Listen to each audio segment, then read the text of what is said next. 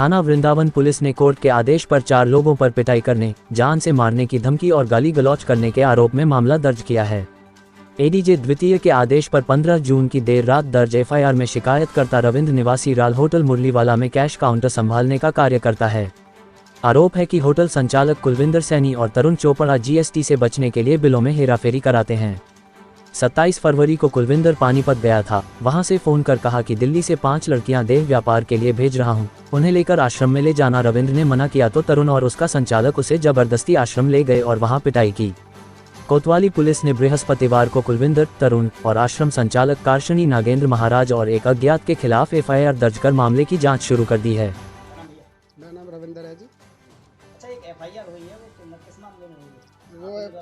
वो एफआईआर हुई है जो मेरे ही द्वारा की गई है, और जो एफआईआर की मैंने तो यहाँ से नहीं की, मेरी यहाँ से एफआईआर ली नहीं थी, तो मेरे ये कोर्ट से करवाई है एफआईआर। अच्छा, कोर्ट में कब दाखिल की आपने? कोर्ट में मैंने की थी 2 मार्च को। 2 मार्च। हाँ जी। तो उसके बाद क्या हुआ, क्या मामला दर्ज हुआ? पूरा मामला ये था कि जो क्या कहते हैं, राजू चोपड़ा है। मैं होटल वृंदावन में ड्यूटी करता हूँ। होटल का नाम है मुरलीवाला। तो मैं यहाँ पर ड्यूटी करता हूँ। ये आपका जो कुलविंदर जी हैं उसमें मालिक हैं उसके, कुलविंदर और तरुण चोपड़ा जी।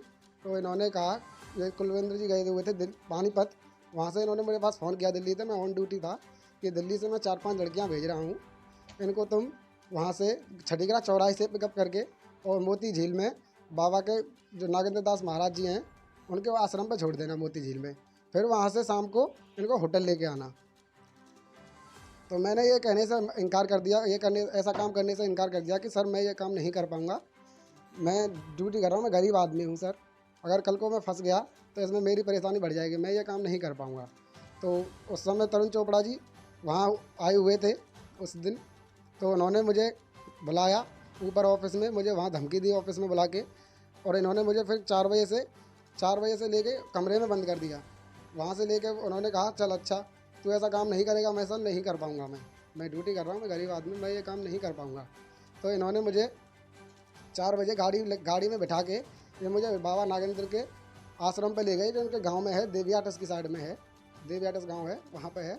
तो वहाँ पे लेके गए मुझे अपनी 4 पहिए की गाड़ी में बिठा के, वहाँ पे कोई नहीं मिला, वहाँ महाराज जी नहीं मिले नागेंद्र दास। तो इन्होंने कहा कि फ़ोन करो कहाँ पे हैं वो, तो इन्होंने उनके पास फ़ोन किया तो वो मोती झील में थे वृंदावन में। तो ये लोग मुझे वहाँ से गाड़ी में बिठा के फिर मोती झील ले गए उनके आश्रम पे, उनका वहाँ पे घर भी है और आश्रम भी है। तो इन्होंने मुझे वहाँ ले गए, तो मैं जैसे ही अंदर घुसाया मेरे को पकड़ के इन लोगों ने, तो वहाँ महाराज जी बैठे हुए थे। उन्होंने कहा कि ओए क्या कर रहा है तू, ऐसा काम नहीं करेगा तू, अपनी औकात में आके अपनी औकात में रह के काम कर, जितनी तेरी औकात है। मैंने कहा महाराज जी, मुझे वहाँ पे कई लोग बैठे हुए थे, तो मैं तो कुछ वहाँ बोल ही नहीं सकता, क्योंकि इन लोगों के बीच में मुझे इन लोगों ने 4 बजे से बंद कर रखा था।